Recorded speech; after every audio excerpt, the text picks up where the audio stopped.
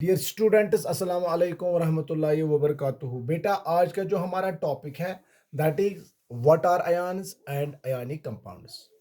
जहां तक बेटा आयन्स की बात है, पहले हम आयन्स को डिस्कस करेंगे। आयन किस तरीके से, यहाँ पे ऑलरेडी मैंने डेफिनेशन लिखी है। एन एटम और a group of atoms which carries positive और negative charge is called an ion. अब बेटा, जब भी आपको ऑलरेडी पता है एटम्स कंबाइन होते हैं, मॉलिक्यूल्स बनाते हैं, मगर अब ये मॉलिक्यूल्स बनने के लिए या तो आयोनिक बॉन्ड बन सकता है या तो कोवलेंट बॉन्ड बन सकता है। जहां तक बेटा इस डेफिनेशन का ताल्लुक है, आयन की बात है, हम यहाँ पे एक सिंपल सा एग्जांपल ले लेंगे दैट इज सोडियम क्लोराइड। ये हमारे पास एक सोडियम क्लोराइड मॉलिक्यूल हमारे पास प्रेजेंट है। अब यहाँ पे सोडियम जो है ये एक मेटल है, ये हमने ऑलरेडी डिस्कस किया है। मेटल्स किनको कहते हैं on the basis of properties पहले यूनिट में। जो क्लोरीन है it is a non metal. वो इसका मतलब है मेटल नॉन मेटल के साथ यहाँ पे रिएक्ट हो गया। अब बेटा यहाँ पे हमें मेटल्स एंड नॉन मेटल्स की को डिस्कस करने की जरूरत नहीं है, क्योंकि हमने ऑलरेडी पहले यूनिट में इनको डिस्कस किया है, मेटल्स, नॉन मेटल्स एंड मेटालाइड्स। जहां तक हमारे पास आयन की बात है, जब हम बेटा यहाँ पे देखते हैं कि सोडियम क्लोरीन के साथ रिएक्ट हो गया, बट आपको पता है जो सोडियम मेटल है इसका जो एटॉमिक नंबर है दैट इज 11। एटॉमिक नंबर आपको ऑलरेडी मैंने आपके साथ डिस्कस किया है, that means number of protons present in the nucleus of an atom, या we can say that number of electrons present in a neutral atom. एक neutral atom में कितने इलेक्ट्रॉन्स होंगे उसको भी हम बेटा एटॉमिक नंबर कहते हैं। अब जब ये इलेक्ट्रॉन्स इसके पास एटॉमिक नंबर 11 है and these electrons are distributed into different shells. अब बेटा ए इलेक्ट्रॉन्स जो होते हैं ये डिफरेंट शेल्स में डिस्ट्रीब्यूट होते हैं। जैसे यहाँ पे देखते हैं, first shell contains 2 electrons, second shell contains 8 electrons and third shell में इसका एक ही इलेक्ट्रॉन है।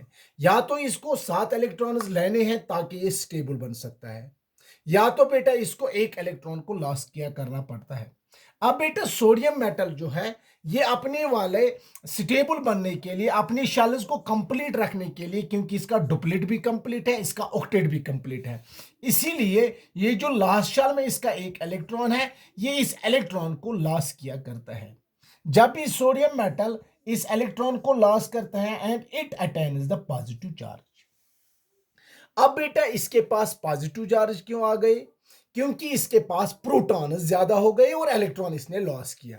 एंड इसी चार्जड पार्टिकल, ये जो चार्जड पार्टिकल यहां पे बन गया, ये जो चार्जड एटम बन गया या एक ग्रुप ऑफ एटम बनेगा, चार्जड कोई भी चार्ज यानी पॉजिटिव चार्ज या नेगेटिव चार्ज, इन ही चार्जड पार्टिकल्स को हम आयन्स बेटा कहते हैं। जहां तक क्लोरीन की बात है, आपको मैंने ऑलरेडी बताया इसका जो एटॉमिक नंबर है दैट इज 17 एंड ये जो इलेक्ट्रॉन्स है इसमें distribution that is first shell contains 2 electrons, second shell contains 8 electrons and third shell contains 7 electrons. अब बेटा इसका जो लास्ट वैलेंस इलेक्ट्रॉन्स है that is 7 and octet complete करने के लिए ये एक इलेक्ट्रॉन को गेन करता है। तो दैट मीन्स ताकि ये स्टेबल बनेगा, क्योंकि इसका डुप्लीट भी कंप्लीट है, इसका ऑक्टेट भी कंप्लीट हो जाता है जब ये एक इलेक्ट्रॉन को गेन किया करता है।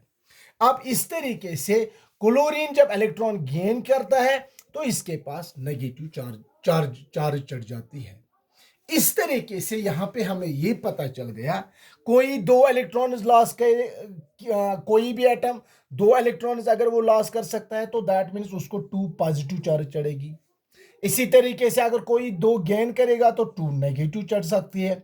तो इस तरीके से पीरियोडिक टेबल में ये हम आगे जाके डिस्कस करेंगे। हर एक एलिमेंट की अपनी अपनी एक कंबाइनिंग कैपेसिटी होती है जिसको हम वैलेंसी कहते हैं। अब बेटा यहां पे हमने क्या डिस्कस किया, ये जो चार्जड पार्टिकल्स बन गए, कोई भी एटम जिसके पास कोई चार्ज चढ़ गई बाय लूजिंग और bye gaining of electrons, in he charged particles को, इन ही चार्जड एटम्स को हम आयन्स कहते हैं। अब ये जो आयन्स आपको समझ आ गया, यानी वो एटम जिसके पास कोई carry which carries any charge that is positive और नेगेटिव चार्ज, उसको हम बेटा आयन कहते हैं। अब आपको समझ आ गया आयन इस तरीके से है, लॉस जब कोई एटम इलेक्ट्रॉन करेगा पॉजिटिव चार्ज चढ़ेगी, गेन करेगा नेगेटिव चार्ज चढ़ेगी। ये जो चार्जड पार्टिकल्स बनते हैं उन ही चार्जड पार्टिकल्स को हम आयन्स कहते हैं। Any confusion dear students? अब आपको पता है कि आयन, आपको समझ आ गया कि आयन तभी बनता है जब कोई एटम इलेक्ट्रॉन लॉस या गेन किया करता है।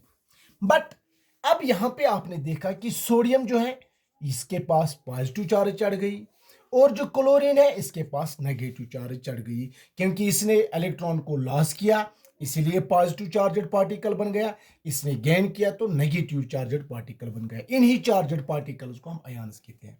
अब जो पॉजिटिव चार्जड पार्टिकल बनेगा, जो भी बेटा पॉजिटिव चार्जड पार्टिकल, इसको भी हम पॉजिटिव चार्जड पार्टिकल, ये भी बेटा आयन ही है, क्योंकि आयन को या तो पॉजिटिव या नेगेटिव चार्जड। अब जब पॉजिटिव चार्जड आयन होगा, इस पॉजिटिव चार्जड आयन को हम बेटा कैट आयन कहते हैं। Go we can say that positive charged particle is known as cation. इसको हम कैट आयन कहते हैं। जो लॉस कर इलेक्ट्रॉन करता है, स्टेबल बनने के लिए इलेक्ट्रॉन डोनेट करता है, वो बेटा कैट आयन बन जाता है। अब बेटा जो इलेक्ट्रॉन गेन करता है, आपको पता है जो गेन इलेक्ट्रॉन करेगा इसके ऊपर नेगेटिव चार्ज चढ़ेगी।